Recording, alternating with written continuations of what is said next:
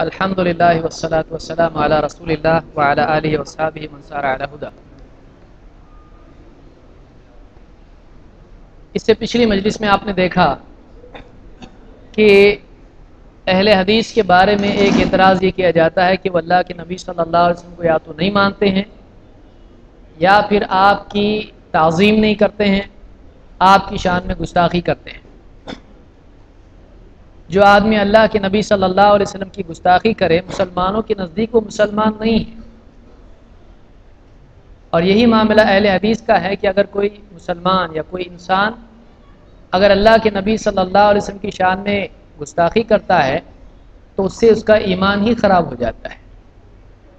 بلکہ آپ دیکھیں قرآن میں اللہ تعالیٰ نے فرمایا کہ جو لوگ اللہ کے نبی صلی اللہ علیہ وسلم کی موجودگی میں اپنی آوازوں کو آپ کی آواز سے اونچا کرتے ہیں، بہت ممکن ہے ان کے تمام اعمال برباد کر دیے جائیں اور ان کو معلوم بھی نہ ہو۔ تو جو یہ معاملہ اللہ کے نبی صلی اللہ علیہ وسلم کا ہے اس کو اہل حدیث بھی مانتے ہیں، لیکن عقائد کے سلسلے میں صرف تعظیم اپنے دل سے طے کی جائے یہ صحیح نہیں ہے۔ تعظیم کو شریعت کے تابع ہونا چاہیے، تعظیم کو شریعت کے تابع ہونا چاہیے۔ آپ دیکھیں ابن ماجہ کی روایت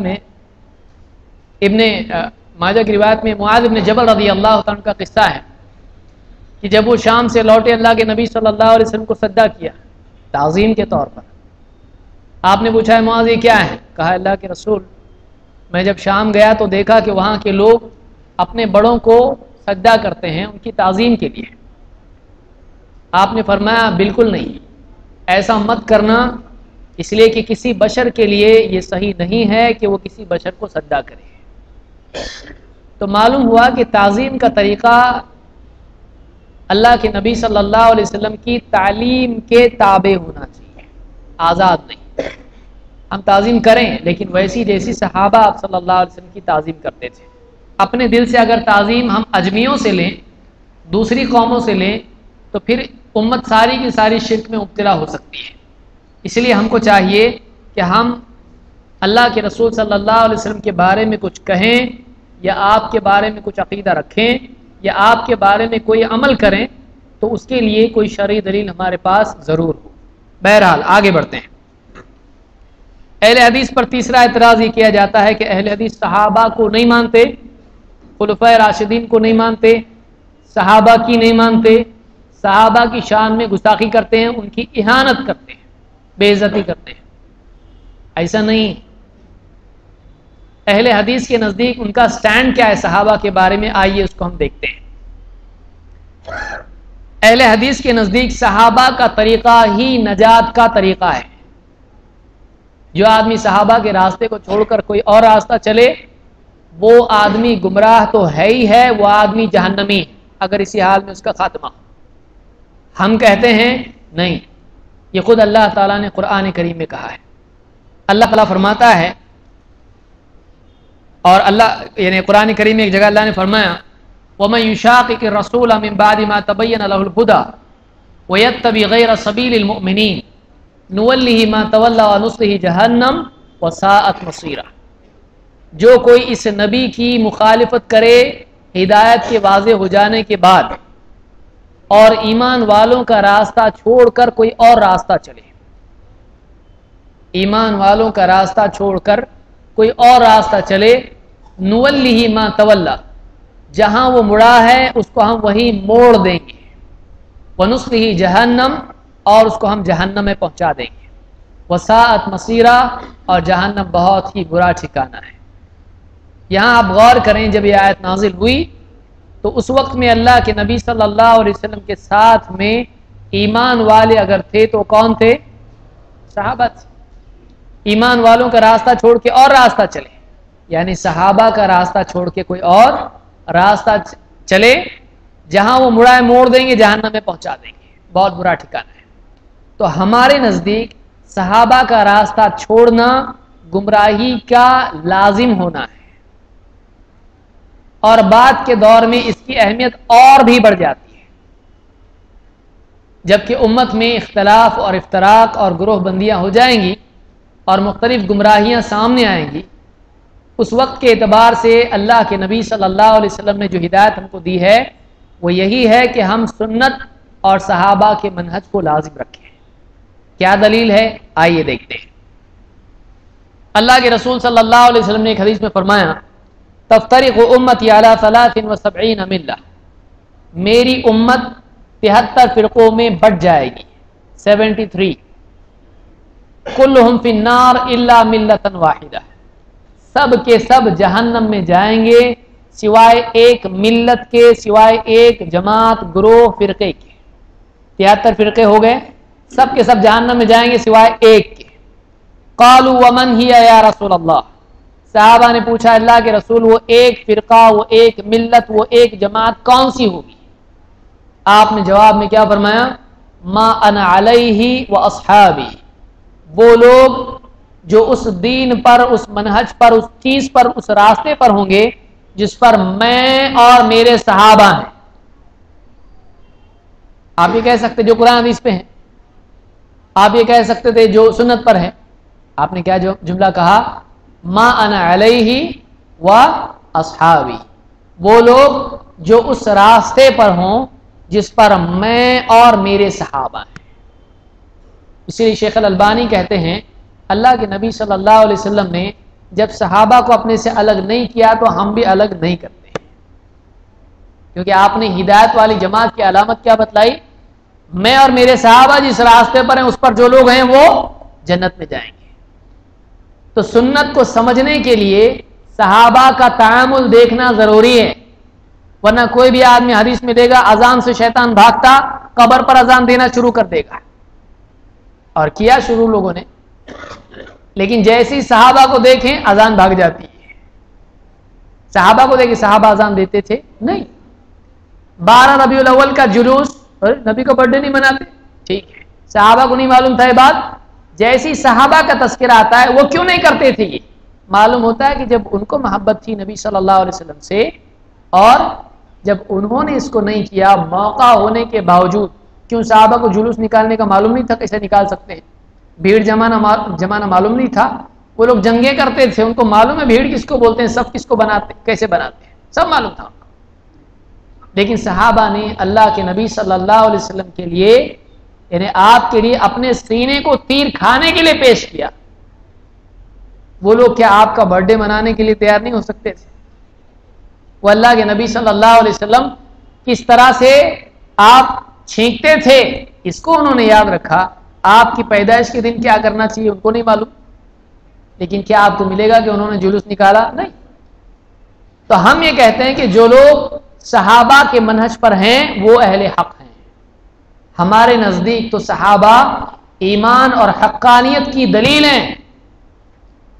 اسی لیے بہت سارے لوگوں سے جب یہ کہا جاتا ہے کہ بھائی صحابہ ایسا نہیں کرتے تھے تو کہتے ہیں منع کدھر ہے، منع کدھر ہے، صحابہ نہیں کرتے تھے، یہ خود اس بات کی دلیل ہے کہ یہ نہیں کرنا چاہیے۔ کیا ان کو موقع نہیں تھا؟ ان کو موقع ہونے کے بعد انہوں نے چھوڑا تو کیا وہ نبی کو نہیں جانتے تھے، اللہ کو نہیں جانتے تھے، دین کو نہیں جانتے تھے؟ صحابہ نے جس چیز کو موقع ہونے کے باوجود نہیں کیا اس کو ہم بھی نہیں کرتے، اور صحابہ جس چیز کو جیسا کرتے تھے اس کو ہم بھی ویسا کرتے تھے، ہم بھی ویسا ہی کرتے ہیں، یہ ہمارا منہج ہے۔ تو ہمارے نزدیک تو صحابہ کا طریقہ چھوڑنا گمراہی ہے، لیکن پھر اس کے بعد لوگوں کا یہ کہنا کہ صحابہ کو نہیں مانتے، اتنی عجیب بات ہے۔ آپ بتائیے جب بھی کوئی اہل حدیث کون ہے؟ حدیث بیان کرنے والے، حدیث پر عمل کرنے والے، حدیث کو اپنے لیے رہنما بنانے والے، ادھر ادھر کی قصے کہانیاں چھوڑ کے قرآن و سنت کو لازم رکھنے والے۔ اہل حدیث جب بتاتا ہے کوئی بات دلیل میں تو کیسا بتاتا؟ عن ابی ہریرہ رضی اللہ عنہ، یہ کون ہے؟ یہ صحابی ہے۔ اب یہ صحابہ کو نہیں مانتے تو صحابی کا نام کہاں سے لائے؟ صحابہ کا نام یہ لوگ ذکر کیے بغیر نبی کا نام ذکر نہیں کرتے، یعنی جب حدیث بتاتے ہیں تو حدیث میں نبی کی بات بتانے سے پہلے کس کا نام آتا ہے؟ صحابی کا۔ یہ صحابہ کا نام بتاتے ہیں پھر نبی کی بات بتاتے ہیں۔ تو اہل حدیث صحابہ کو نہ صرف صحابہ کو مانتے ہیں بلکہ صحابہ کی بھی مانتے ہیں، صحابہ کی بھی مانتے ہیں۔ تو اہل حدیث کے نزدیک تو صحابہ کی اتباع کرنا، ان کے منہج پر چلنا نجات کی لازمی شرط ہے۔ نمبر 2، اہل حدیث کے نزدیک صحابہ کی شان میں گستاخی کرنا اللہ کی لعنت کا حقدار بننا ہے۔ کوئی آدمی اگر صحابہ کی شان میں گستاخی کرتا ہے، صحابہ کو برا کہتا ہے، تو ایسا آدمی اللہ کے نزدیک ملعون ہے، لعنتی ہے، اس پر اللہ کی طرف سے لعنت ہے۔ اس کو ہم بھی مانتے ہیں، ہمارے نزدیک صحابہ کو برا کہنا جائز نہیں ہے۔ مثال کے طور پر دلیل کیا ہے؟ اللہ کے نبی صلی اللہ علیہ وسلم فرماتے ہیں من سب اصحابی فعلیہ لعنت اللہ والملائکۃ والناس اجمعین، جو میرے کسی صحابی کو برا کہے اس پر اللہ کی لعنت اور اس پر فرشتوں کی لعنت اور اس پر سارے لوگوں کی لعنت۔ تو جو میرے صحابی کو برا کہے اس پر اللہ کی لعنت، فرشتوں کی لعنت اور سارے لعنت کرنے والے لوگوں کی لعنت۔ تو 3 لعنتیں یہاں پر ہیں۔ کون صحابی کو برا کہے گا؟ تو ہمارے نزدیک صحابہ کی شان میں گستاخی کرنا اپنے دین و ایمان کو خراب کرنا ہے اور اپنے آپ کو اللہ کے نزدیک ملعون بنانا ہے۔ ہمارے نزدیک یہ جائز نہیں ہے۔ جو لوگ ہم پر تہمت لگاتے ہیں وہ کس وجہ سے لگاتے ہیں؟ دیکھیے، وہ کیا کہتے ہیں؟ یہ لوگ 3 طلاق کو نہیں مانتے، یہ لوگ نعوذ باللہ حضرت عمر کو بدعتی کہتے ہیں، یہ لوگ اذان عثمانی رضی اللہ تعالیٰ کو نہیں مانتے، یہ لوگ فلانی چیز کو نہیں مانتے، یہ لوگ 20 رکعت تراویح کو نہیں مانتے۔ اب یہ بڑا موضوع بہت، یہ پورا درد ہو جائے گا ہمارا ختم اس میں۔ اختصاراً یاد رکھیے ہمارا سٹینڈ کیا ہے۔ عمر رضی اللہ تعالیٰ عنہ نے 3 طلاق کا جو فیصلہ کیا تھا کہ اب جو 3 مرتبہ طلاق دے گا اس کا 3 ہی ہوگا، وہ فیصلہ صحیح تھا، لیکن وہ اس دور کے لیے تھا۔ عمر رضی اللہ تعالیٰ کا اجتہاد تھا اور وہ تعزیری فیصلہ تھا خلیفہ کی طرف سے۔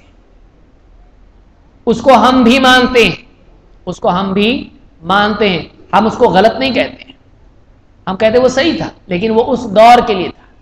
اصل فیصلہ کیا تھا؟ جو قرآن اور سنت میں ہے، اصل فیصلہ یہی تھا کہ 3 طلاق 1 طلاق ہوتا ہے۔ یہی اللہ کے نبی صلی اللہ علیہ وسلم کے زمانے میں تھا، یہی ابوبکر صدیق رضی اللہ عنہ کے زمانے میں تھا، یہی عمر رضی اللہ عنہ کے خلافت کے ابتدائی دور میں تھا۔ اور یہ جو فیصلہ تھا حضرت عمر رضی اللہ عنہ کا، یہ صحیح تھا، لیکن کیا تھا؟ یہ سزا تھی۔ حضرت عمر نے نہیں کہا کہ اب شریعت بدل چکی ہے، پہلے 1 تھا، 3 طلاق 1 ہوتے تھے، اب 3 ہو جائیں گے کیونکہ نیا حکم اللہ کی طرف سے آیا، ایسا کہا نہیں۔ انہوں نے کہا اب ہم جو 3 طلاق دے گا ہم اس کو 3 نافذ کریں گے، ہم نافذ کریں گے۔ جو لوگوں کو جس چیز میں مہلت دی گئی تھی انہوں نے اس میں جلدی کرنا شروع کر دیا، تو یہ حاکم کی طرف سے تعزیر تھی۔ آپ بتائیے مثال کے طور پر ہرن کھانا اسلام میں حرام ہے کہ حلال ہے؟ حلال ہے، لیکن ہمارے ملک میں کھا سکتے ہیں؟ گورنمنٹ کی طرف سے کیا ہے؟ بین ہے۔ اگر کسی اسلامی حکومت میں کوئی مسلمانوں کا حاکم کہے کہ ایک قانون یہ نافذ کیا جا رہا ہے کہ مسلمان فلاں چیز نہیں کھائیں گے یا فلاں کام نہیں کریں گے، ٹریفک سگنل نہیں توڑیں گے، بولو قرآن میں کدھر ٹریفک سگنل؟ حدیث میں کہ دیکھ رہے ذرا، ارے حدیث میں بھی نہیں ہے، نہ قرآن میں ہے نہ حدیث میں۔ پھر لیکن کس کا حکم ہے؟ یہ حاکم کا ہے۔ کیوں؟ اس لیے کہ اس میں مصلحت ہے، اس میں انسانیت میں بھلائی ہے، سب کا سب سسٹم اچھا ہوگا، ایکسیڈنٹ ہو جائیں گے ورنہ۔ تو اب اس کو ماننا ضروری ہوگا کہ نہیں ہوگا؟ اب کسی نے توڑ دیا، ایک دم قرآن حدیث والا ہے، یہ دلیل دو، ٹریفک پولیس کو بولا دلیل لاؤ قرآن حدیث سے، بولا دلیل ملے گی، ذرا ہمارے ساتھ میں چلو، گاڑی جمع کرو، تمہاری دلیل اندر ملے گی، دلیل تو ملے گی، لیکن یہ کاغذ ہے، لاؤ پیسہ۔ تو کس کا حکم؟ مصلحت کے طور پر اگر حاکم کوئی سزا رکھتا ہے کسی چیز کے لیے تو اسلام میں اس کی گنجائش ہے کہ نہیں ہے؟ اسلام میں گنجائش ہے۔ اسی لیے حکام نے، خلفاء نے بعد میں کچھ سزائیں نافذ کی جو اللہ کے نبی صلی اللہ علیہ وسلم کے زمانے میں تھی نہیں تھی۔ اب بتائیے نماز چھوڑنے والے کے لیے اللہ کے نبی صلی اللہ علیہ وسلم نے کوئی سزا دی ہے؟ کیونکہ اس زمانے میں کوئی نماز چھوڑتا ہی نہیں تھا۔ بعد کے زمانے میں علماء نے نماز کی سزائیں بھی مقرر کی ہیں۔ کہ کوئی نماز چھوڑے تو اس کا ایسی سزا ہے۔ تو حاکم کے طور پر آپ نے اس زمانے میں لوگوں کی طلاق کے سلسلے میں لاپرواہی اور طلاق کے رول کو مذاق کی طرح بنا دینا، 3 دے دینا پھر اس کے بعد بولنا نہیں ایک ہی تھا، اس طرح سے جو مذاق بن گیا، سزا میں انہوں نے ایسا کیا تھا۔ لیکن بعد کے دور اس وقت میں بھی کچھ علماء نے اور بعض علماء نے لکھا ہے، علی کا نام لکھا ہے، عبد الرحمن بن عوف کا نام لکھا ہے، جنہوں نے کہا یہ مناسب نہیں ہے۔ صحابہ میں سے بھی 2 صحابی کا نام ذکر کیا جاتا ہے، اور اسی طرح سے امام طحاوی نے کہا کہ بعض علماء نے اس کو تسلیم نہیں کیا۔ امام طحاوی نے شرح معانی الآثار میں اس کو ذکر کیا ہے۔ اب یہ ایک الگ مسئلہ ہے، الگ موضوع ہے، کسی دن اس پہ گفتگو کریں گے۔ ہمارے نزدیک عمر رضی اللہ عنہ کا فیصلہ صحیح تھا، بطور حاکم تھا، تعزیر کے طور پر تھا، اس زمانے کے لوگوں کے بگاڑ کی اصلاح کے لیے تھا۔ آج وہ نہیں چلے گا، آج زندگیاں برباد ہوتی، شوہر کی حالت خراب، بیوی کی حالت خراب، بچوں کی حالت خراب، زندگیاں خراب ہو جاتی ہیں اس سے۔ اور دینے والا بعض اوقات بتاتا ہی نہیں، اب 3 کے 3 ہو گئے تو کیا ہوتا، بولو ہی مت، چپ چاپ جیتے رہو ایسا۔ یا پھر دوسرا راستہ نکالتے ہیں، کیا ہے، ملالہ کے بعد حلالہ، ملال ہوتا ہے اس کے بعد حلال کر لیتا۔ اتنا غلط طریقہ کہ کوئی ٹیمپرری دولہا بنے، 1 دن کا دولہا بغیر گھوڑے کا، بغیر سہرے کا، چپ کے کونے میں شادی کر دیے اس کو، اور اس کے بعد میں دونوں کو ایک کمرے میں چھوڑ دیے، اور صبح کو دونوں چل تو نکل یہاں سے، ہو گیا تیرا کام۔ کیا ہے اس کی عورت کے ساتھ کیا ہو رہا ہے، اس کی سزا اس کو بھگتنا ہے۔ اسلام میں یہ نہیں ہے۔ اس لیے بعد میں علماء نے کہا کہ دیکھیے کہ یہ اس دور کی سزا کے لیے تھا، اس میں ایک بھلائی تھی، اس سزا میں بھلائی تھی، لیکن وہی سزا آج کے دور میں کیا ہو رہا ہے، مصیبت ہو رہی ہے لوگوں کے لیے، مصیبت ہو رہی ہے۔ تو آج وہ نہیں، آج واپس اس چیز کی طرف جانا چاہیے جو اللہ کے نبی صلی اللہ علیہ وسلم کے زمانے میں تھی، کہ 3 طلاق کوئی دے دے ایک ساتھ تو 1 ہوتا ہے۔ کیونکہ آج آدمی 3 کو 3 پکڑ کے چلتا نہیں ہے، آج کچھ نہ کچھ رستہ اس میں نکالتا ہے۔ کتنے طلاق 3 ہو جاتے ہیں، لیکن واپس 1 ہو جاتے ہیں کہ نہیں ہو جاتے ہیں۔ تو 3 طلاق کا 1 طلاق ماننا اچھا ہے، یا 3 طلاق دے کے دونوں 1 ہو جانا اچھا ہے؟ غلط طریقے سے 1 ہونے سے اچھا صحیح طریقے سے 1 ہو جائے۔ لوگوں کے بنائے ہوئے طریقے سے 1 ہونے کی بجائے نبی کے بتائے ہوئے طریقے سے 1 ہونا زیادہ اچھا ہے۔ کیا گناہ ہے، یہی اہل حدیث کہتے ہیں۔ تو حضرت عمر کو غلط کہہ کے ہم نہیں مانتے اس کو۔ حضرت عمر کی بات اپنی جگہ صحیح تھی، اس زمانے کے لیے حل تھا۔ عمر رضی اللہ تعالیٰ نے 20 رکعت تراویح کے لیے لوگوں کو جمع کیا نہیں کیا، انہوں نے 11 پر جمع کیا۔ پہلے تو بات ہی صحیح نہیں ہے کہ 20 پر جمع کیا۔ اور حضرت عمر نے جو تراویح پہ سب کو ایک جماعت میں جمع کیا، وہ بدعت نہیں ہے، وہ سنت ہے۔ کیوں بھائی، اللہ کے نبی صلی اللہ علیہ وسلم نے کیا 3 رات پڑھائی نہیں تھی جماعت؟ تو ایک امام سب مقتدی، یہ حالت کیا نبی کے زمانے میں نہیں تھی؟ اللہ کے نبی صلی اللہ علیہ وسلم کے زمانے میں تھی۔ وہ بدعت نہیں ہے، وہ بدعت نہیں ہے، وہ سنت ہے بعینی ہی۔ لیکن آپ کا مہینہ بھر نہیں پڑھنا فرض ہونے کے ڈر کی وجہ سے تھا، وہ ڈر نکل گیا تو حضرت عمر نے کہا ڈر نہیں ہے تو سب پورا مہینہ پڑھو، کیونکہ اللہ کے نبی کی چاہت ہی یہ تھی کہ پورا مہینہ پڑھا جائے۔ لیکن آپ نے نہیں پڑھی، ڈر کی وجہ سے، ڈر گیا، عمل باقی ہے، تو یہ بدعت نہیں۔ ہمارے نزدیک تراویح پر سب کو جمع کرنا ایک امام کے پیچھے بدعت نہیں ہے۔ جو لوگ کہتے ہیں کہ ہم حضرت عمر کو بدعتی کہتے ہیں یا اس کو تراویح کے بدعت عمری کہتے ہیں، جھوٹے ہیں وہ لوگ۔ ہم لوگ ایسا نہیں کہتے، ہمارے نزدیک کو بیانی سنت ہے۔ اور حضرت عمر نے 11 پر جمع کیا تھا۔ موطا آپ دیکھیں اور دوسری کتابیں آپ دیکھیں تو اس میں یہی روایت آپ کو ملے گی کہ حضرت عمر نے 11 رکعت پر جمع کیا تھا، یہی صحیح روایت ہے، ہم مانتے ہیں اس کو۔ عثمان رضی اللہ تعالیٰ نے اذان ثانی اور ایک اذان جمعہ کی دن بڑھائی۔ لوگ بولتے ہیں دیکھو لوگ عثمان کو بدعتی کہتے ہیں، اس اذان کو بدعت کہتے ہیں۔ ہم اس اذان کو بدعت نہیں کہتے ہیں، ہم اس اذان کو بدعت کہتے ہیں۔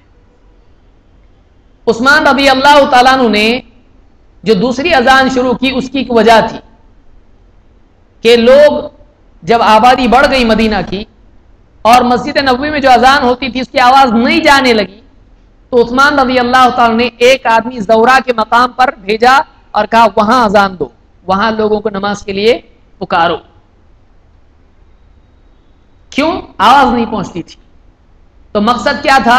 مقصد یہ تھا کہ آواز نہیں پہنچتی اس لیے لوگ آئیں۔ ہم کہتے ہیں ٹھیک ہے، اگر آج بھی کسی علاقے میں ایسی حالت ہو کہ وہاں پر آواز نہیں پہنچ سکتی ہو تو آج بھیجو، آج کسی اور مقام پر جہاں آواز پہنچانے کا علاقہ ہو بھیجو، وہاں پہ اذان دینے لگا، کر سکتے ہیں۔ لیکن آج مائک گھر میں بستر میں چادر اوڑھ کے سونے تک پہنچ رہی ہے، اٹھ جا نماز کا وقت ہو گیا، اب دوسری اذان کی ضرورت باقی ہے نہیں ہے۔ ہم کہتے ہیں اس زمانے میں جو ضرورت کی وجہ سے انہوں نے کیا، پہلے دن سے کیے تھے نہیں، اللہ کے نبی صلی اللہ علیہ وسلم کے زمانے میں تھی، حضرت ابوبکر صدیق کے زمانے میں تھی، حضرت عمر کے زمانے میں تھی، نہیں، ایک ضرورت پیدا ہوئی آبادی بڑھنے کی وجہ سے، انہوں نے اس کو ایسا ہی شروع کیے یا ضرورت کی وجہ سے؟ ضرورت کی وجہ سے۔ ضرورت آج ختم ہوئی یا باقی ہے؟ ختم ہو گئی، تو جب ضرورت ختم ہوئی تو عمل بھی چلا جائے گا۔ ارے بھائی آپ کو پانی نہیں مل رہا تو آپ تیمم کر رہے، پانی ملا تو بھی تیمم کریں گے، اور تیمم اسلام میں ہے نا، کوئی نہیں کر رہا میں کروں گا، سنت زندہ رہے، چلے گا نہیں۔ جو چیز جس وجہ سے ہوتی ہے اگر وجہ چلی جائے تو اصل کی طرف بات واپس لوٹ آتی ہے۔ آج ہر آدمی تک آواز جا رہی ہے، جس وجہ سے حضرت عثمان نے اذان شروع کی تھی وہ وجہ، وہ مجبوری، وہ ضرورت باقی نہیں ہے، تو آج جب پہنچ رہی تو دوسری اذان کی ضرورت نہیں ہے، یہ اہل حدیث کا بولنا ہے۔ کتنا سمجھدار فیصلہ ہے۔ اسی لیے علماء شیخ الالبانی کہتے ہیں کہ جو لوگ حضرت عثمان کا نام لے کے دوسری اذان دیتے ہیں وہ سوچیں کہ وہ ظاہر میں تو ان کے عمل کی اتباع کر رہے ہیں، مقصد میں ان کی اتباع نہیں کر رہے ہیں، وجہ میں ان کی اتباع نہیں کر رہے ہیں۔ جس وجہ سے انہوں نے شروع کیے وہ وجہ تمہارے پاس نہیں ہے تو تم غلط کر رہے ہیں۔ وجہ کدھر ہے تمہارے پاس؟ انہوں نے وجہ سے کی، تم وجہ سے کرو، وجہ ہے نہیں ہے مت کرو۔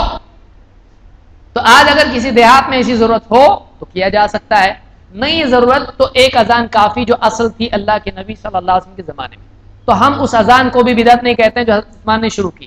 ہاں آج وہ وجہ باقی نہیں، پھر لوگ کر رہے ہیں تو ہمارے نزدیک یہ صحیح نہیں ہے۔ دوسری بات، وہ بازار میں تھی مسجد میں نہیں تھی، تو اب بازار سے مسجد میں لا رہے ہیں تو یہ کہاں سے سنت ہوا؟ یہ کس کی سنت ہے؟ تو یہ کیسا صحیح ہوا؟ اسی لیے ابن حجر وغیرہ نے کہا ہے کہ بعض اہل مغرب نے اس کو نہیں مانا، یعنی اس پر اجماع نہیں ہے، بعض لوگ کہتے ہیں اس پہ اجماع نہیں ہے اس کے اوپر۔ تو ہم صحابہ کی یہ جھوٹی باتیں جو ہمارے بارے میں لوگ کہتے ہیں، ہم کہتے ہیں کہ حضرت عمر کا فیصلہ صحیح تھا، حضرت عثمان رضی اللہ عنہ کا فیصلہ صحیح تھا، تراویح کے بارے میں اور طلاق کے بارے میں اور اذان ثانی کے بارے میں، یہ سب صحیح تھا، لیکن اس کو سمجھیے کہ وہ کیا تھا، اس کی ضرورت آج باقی نہیں ہے، اس لیے ہم اس کو نہیں کرتے۔ ہاں تراویح آج بھی ہم پڑھتے ہیں اس لیے کہ ہم اس کو مانتے ہیں، اس کی وجہ آج بھی باقی ہے، جو وجہ سے شروع کیا گیا آج بھی باقی ہے، ضرورت ہے لوگوں کو جماعت سے پڑھنے کی، کیونکہ اس زمانے میں اللہ کے نبی صلی اللہ علیہ وسلم نے پڑھی تھی اس کو۔ تو یہ بات اچھی طرح سے سمجھے کہ ہم کو کیا بات بولنا چاہیے۔ اگر کوئی صحابہ میں جو باتیں ہیں، صحابہ کی باتیں دو طرح کی ہیں، یا اس کو تین طرح کی بھی آپ کہہ سکتے ہیں۔ ایک وہ جس پر سارے صحابہ کا اجماع ہو جائے، یہ ہمارے نزدیک حق ہے، دلیل ہے۔ دو جس میں صحابہ کا اختلاف ہو جائے، ایک صحابی ایک بات کہیں، دوسرے صحابی دوسری بات کہیں، اس میں ہم دیکھتے ہیں کہ کس صحابی کی بات دلیل کے مطابق ہے، اس کو ہم لیتے ہیں، دوسرے کے بارے میں زبان نہیں کھولتے ہیں۔ تین صحابی کا کوئی قول ہو لیکن اس کے خلاف اللہ کے نبی صلی اللہ علیہ وسلم کی کوئی حدیث نہ ہو اور کسی صحابی کا قول بھی نہ ہو، تو ایسی صورت میں وہ چیز بھی ہم مانتے ہیں۔ تین چیزیں ہیں، ایک صحابہ کا اجماع ہو، جیسے ابوبکر صدیق رضی اللہ عنہ کی خلافت پر قرآن جمع کرنے پر اجماع ہوا، ہم اس کو مانتے ہیں، اس کو بدعت نہیں کہتے ہیں۔ دو صحابہ میں اختلاف ہو، کسی مسئلے میں اختلاف ہو، کئی مسائل ہیں جس پہ اختلاف ہوا صحابہ میں، اس میں سے ہم وہ لیتے ہیں جو دلیل کے مطابق ہے، دلیل کے مطابق۔ مثال کے طور پر حج تمتع، عمر رضی اللہ تعالیٰ ابوبکر صدیق رضی اللہ تعالیٰ اس سے منع کرتے تھے، لیکن ابن عباس ابن عمر رضی اللہ تعالیٰ حج تمتع کرتے تھے، حضرت علی حج تمتع کرتے تھے۔ اب اختلاف ہوا، اب کس کی بات مانیں گے؟ یہاں شیخین ہیں، یہاں بھی خلیفہ راشد حضرت علی بن ابی طالب ہے، میری نسبت تم سے ایسی جیسے موسیٰ علیہ السلام کی اپنے بھائی ہارون علیہ السلام سے تھی، یہاں بھی صحابی وہاں بھی صحابی، یہاں بھی بڑے وہاں بھی بڑے، دونوں ہمارے بڑے۔ اب فَإِن تَنَازَعْتُمْ فِي شَيْءٍ فَرُدُّوهُ إِلَى اللَّهِ وَالرَّسُولِ، تمہیں آپس میں اختلاف ہو جائے تو کس کی طرف لوٹا معاملے کو؟ اللہ اور اس کے رسول کی طرف۔ ہم دیکھتے دونوں ہمارے بڑے، دونوں کی عزت ضروری، لیکن بات اس کی مانیں گے جس کی دلیل کے مطابق ہو۔ بتائیے مثال کے طور پر ہمارا گھر ہے، والد صاحب بھی ہیں، چچا بھی ہیں، پھوپا بھی ہیں، سب بڑے بڑے لوگ ہیں. اب ان میں مشورہ ہوا، کسی کی بات صحیح، کسی کی بات صحیح نہیں ہے. ہم کیا کرتے؟ برا بولنا شروع کر دیتے. چاچا کو تو دماغ ہی نہیں اپنے، کبھی ابا کو تو کچھ عقل ہی نہیں ہے. بولتے ایسا، جو بولتا وہ نہ بولے. اور ایسا کرتے کیا؟ بڑے بابا سب کی ماننے کا، سب صحیح ہے. دولہا اگر ٹی شرٹ بھی پہنے تو چلتا، ابا بول رہے نہیں. جو چیز صحیح نہیں ہے وہ نہیں کرتا آدمی. لیکن عزت اپنی جگہ باقی رکھتا ہے. عزت رکھی جائے، احترام کیا جائے، لیکن مانیں گے کیا؟ جو کتاب و سنت کے مطابق ہے. اگر بڑے سے بڑا اپنا بولے، گھر کا بڑا بڈھا، ارے ڈال فیوز میں ہاتھ کیا نہیں ہوتا، اللہ ہے نا، ڈالیں گا. ارے بڑے بولتے ہو صحیح رہتا، مانے گا. ابا ذرا بیٹھے سکون سے، میرے کو کام کرنے دو، ذرا بیچ میں مت آؤ. تو صحیح بات مانی جاتی ہے، لیکن جو بات صحیح نہیں ہے قاعدے سے وہ نہیں مانی جاتی ہے، عزت باقی رکھی جاتی ہے. سارے علماء کے بارے میں ہمارا یہی سٹینڈ ہے، عزت کی جائے لیکن وہی بات مانی جائے جو ٹیکنیکلی صحیح ہے. صحابہ میں اگر کسی مسئلے میں اختلاف ہو جائے، ہم اس کی بات مانتے ہیں جو دلیل کے مطابق ہے. اور اگر صحابی کا کوئی قول ہو جس کے خلاف نہ کسی اور صحابی کا قول ہو، اور جس کے خلاف نہ کتاب و سنت میں کوئی واضح دلیل ہو، تو بھی ہم صحابی کے قول کو مان لیتے ہیں. یہ ہمارا سٹینڈ ہے. کیا پرابلم ہے؟ بہت سارے لوگ جو ہم سے کہتے ہیں کہ تم صحابہ کو نہیں مانتے ہو، ابن مسعود رضی اللہ تعالیٰ عنہ تعویذ کے خلاف ہیں، چاہے وہ قرآن کا تعویذ ہو، بناتے نا. اب کہاں گئے ابن مسعود؟ عمر رضی اللہ تعالیٰ عنہ، ابو بکر صدیق رضی اللہ تعالیٰ عنہ حج تمتع سے منع کرتے ہیں. کرتے کہ نہیں کرتے؟ سب کرتے حج تمتع. کیوں کرتے ہیں؟ جو ہم کر رہے ہیں وہ تم بھی کر رہے ہو، لیکن الزام کس کو ہو رہا؟ نام کس کا آ رہا؟ بچے کے ساتھ مستی کرتے اور نام ایک کا دے دیتے.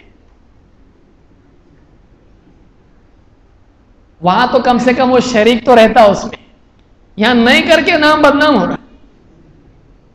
ہم صحابہ کو مانتے ہیں، صحابہ کی بھی مانتے ہیں، لیکن جب صحابہ میں کسی مسئلے میں اختلاف ہو تو ہم کیا کرتے ہیں؟ ہم کہتے ہیں جس کی دلیل قوی ہے اس کی بات ہم مانیں گے.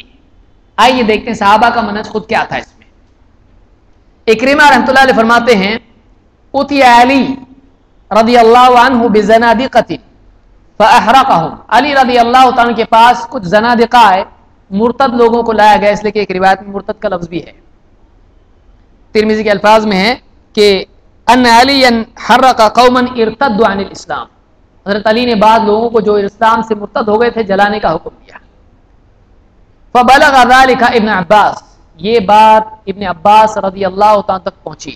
دونوں صحابی ہیں ابھی، لیکن ایک کون ہے اس میں سے؟ خلیفہ. دوسرے خلیفہ ہیں نہیں، ایک بڑے ہیں. فقال لو كنت انا لم احرقهم. حضرت ابن عباس نے کہا اگر ان کی جگہ میں ہوتا تو ان کو جلانے کی سزا نہیں دیتا. اور کیوں؟ لنہی رسول اللہ صلی اللہ علیہ وسلم. کیوں؟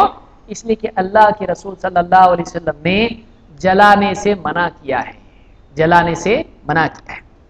وَلَقَتَلْتُهُمْ لِقَوْلِ رسول اللہ صلی اللہ علیہ وسلم. اور میں تو اگر میں ہوتا تو میں کیا کرتا؟ ان لوگوں کو قتل کرتا اللہ کے نبی صلی اللہ علیہ وسلم کے حکم کی وجہ سے کہ من بدل دینہ فاقتلوہ. جو اپنا دین بدل دے اس کو کیا کرو؟ قتل کرو. وہ بھی یہ نہیں کہ ڈائریکٹ قتل کر دو، اس کو بٹھایا جائے گا، سمجھایا جائے گا، اس پر دین واضح کیا جائے گا. اس کے باوجود اگر یہ ہوتا ہے، کیس چلے گا کورٹ میں اسلامی، اس میں اس کے بعد جب وہ پھر سارے موقع دینے کے بعد بھی وہ اپنی بات پر اڑا رہے تو پھر اس کو کیا کیا جائے گا؟ قتل کیا جائے. اور یہ ہر گورنمنٹ کا قاعدہ ہوتا ہے. دیش کا باغی کیا ہوتا ہے؟ اس کو کیا کرتے؟ ہار پناتے، جان دو جان لو، کچھ بھی کرا. اگر کسی ملک کا کوئی ملک کے خلاف بغاوت کرے اس کو کیا سزا ملتی ہے؟ سزا ملتی ہے، اس کو پھانسی دی جاتی ہے.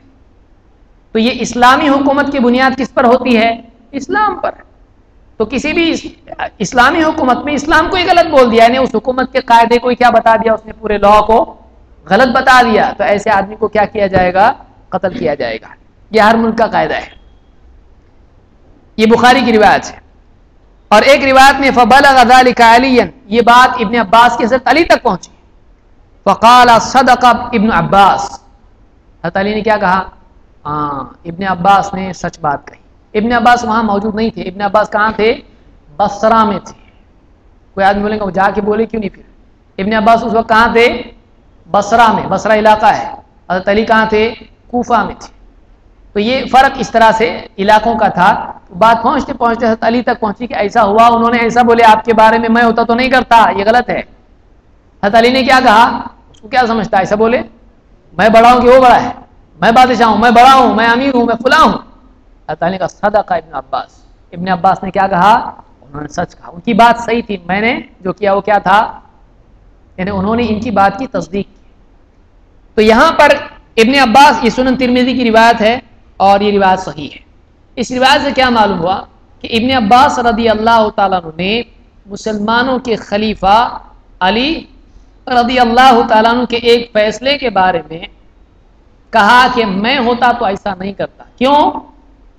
وجہ کیا ہے؟ دلیل نبی صلی اللہ علیہ وسلم کی. تو صحابہ خلفاء کی ہر بات کو مانتے تھے؟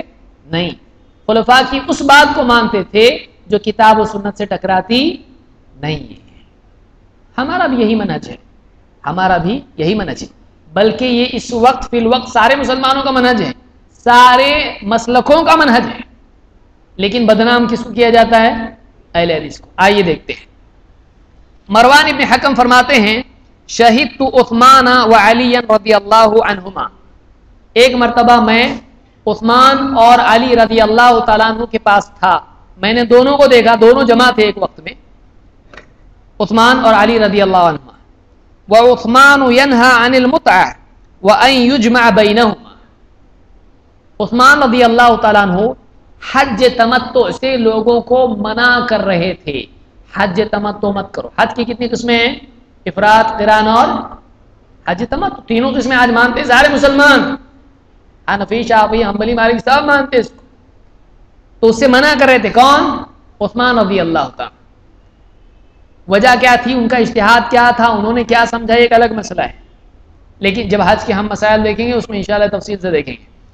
تو وہ منع کر رہے تھے وَأَن يُجْمَعَ بَيْنَهُمَا، کہ عمرہ اور حج کو جمع نہیں کرنا چاہیے، اس طرح سے وہ کہتے تھے. فَلَمَّا رَأَى عَلِيٌّ أَحَلَّ بِهِمَا، جب حضرت علی نے دیکھا کہ یہ منع کرتے ہیں اس سے، تو حضرت علی نے کیا کہا؟ انہوں نے خود احل بہما، انہوں نے حج کا لبیک کہا. کیسا کہا؟ لبیک بعمرۃ وحجۃ. حضرت عثمان کیا کہہ رہے ہیں؟ حج اور عمرے کو جمع کرنے کا نہیں، ایک ساتھ دونوں کا عمرہ نہیں باندھنے کا. کون کہہ رہا ہے؟ عثمان رضی اللہ تعالی. حضرت علی نے لبیک کہا تو کیا کہے گا؟ لبیک کہا، لبیک بعمرۃ وحجۃ، حج اور عمرے کا لبیک. جس سے وہ منع کر رہے ہیں اسی کا احرام باندھا کہ لبیک بحجۃ وعمرۃ، حج اور عمرے دونوں کا لبیک. اور کیا کہا؟ ما كنت لأدع سنة النبی صلی اللہ علیہ وسلم لقول احد، میں اللہ کے نبی صلی اللہ علیہ وسلم کی سنت کو کسی اور کے قول کی وجہ سے نہیں چھوڑ سکتا. مجرم ہو گئے. حضرت علی کا سٹینڈ کیا ہے؟ میں کہتا ہوں یہی جملہ ہمارا ہے. کیا پرابلم ہے؟ ہم اللہ کے نبی صلی اللہ علیہ وسلم کی سنت کو کسی کے قول کی وجہ سے نہیں چھوڑ سکتے. غلط ہے. کس کا جملہ ہے یہ؟ ہمارا اپنا نہیں ہے، ہم نے کاپی کیا ہے. کس سے؟ علی رضی اللہ تعالیٰ سے. پھر جو الزام ہم پہ آئے گا ان پہ بھی آنا چاہیے. ہم یہی کہتے ہیں بھائی نبی کی سنت ہم کسی کی وجہ سے چھوڑ نہیں سکتے. فلاں کا قول یہ ہے، فلاں تو یوں فرماتے ہیں، فلاں کا فتویٰ یہ ہے. ہم کسی کے قول کی وجہ سے اللہ کے نبی صلی اللہ علیہ وسلم کی سنت کو نہیں چھوڑ سکتے. تو ہم بھی صحابہ کے بارے میں عقیدہ رکھتے ہیں کہ صحابہ سب کے سب اہل حق تھے، لیکن اہل حق میں بھی اختلاف مسائل میں ہوتا ہے. اور پھر مسائل میں اختلاف جب ہوتا ہے تو اس میں کوئی ثواب ہوتا ہے، کوئی خطا ہوتا ہے، جیسا کہ حدیث میں اللہ کے نبی صلی اللہ علیہ وسلم نے مجتہد کے بارے میں خود کہا ہے. آگے آئے گا وہ. تو ایسی صورت میں ہم کیا کرتے ہیں؟ اس کے فتوے کو لیتے ہیں جو دلیل پر مبنی ہو، کتاب و سنت سے مزین ہو. جو روایت میں نے بیان کی امام البخاری نے کتاب الحج میں اس کو ذکر کیا ہے. تو صحابہ کے بارے میں ہمارا سٹینڈ واضح